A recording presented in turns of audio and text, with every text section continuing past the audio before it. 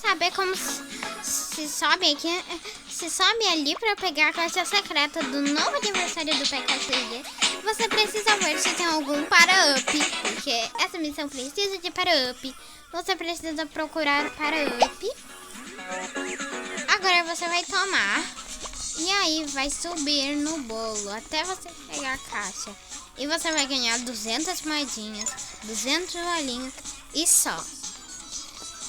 E aqui não tem nenhuma coisa, nenhuma caixa assim.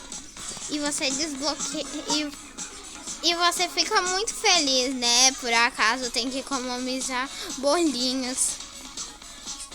E você gostou? Você também deve. Todo mundo gosta. Os meus inscritos favoritos são.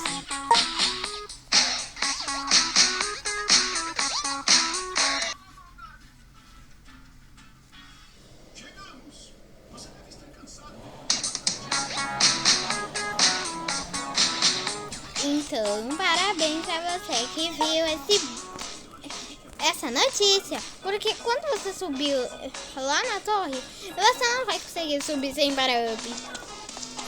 Na atualização 1 de um ano, era um pouco mais complicado. Mas agora tá mais fácil, né? Então, você precisa deixar o like, se inscrever no canal. Um beijo, um coraçãozinho.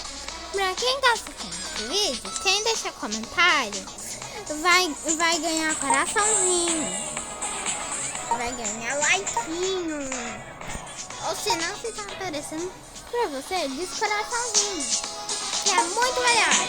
Debbie, tchau gente, tchau, eu amo você.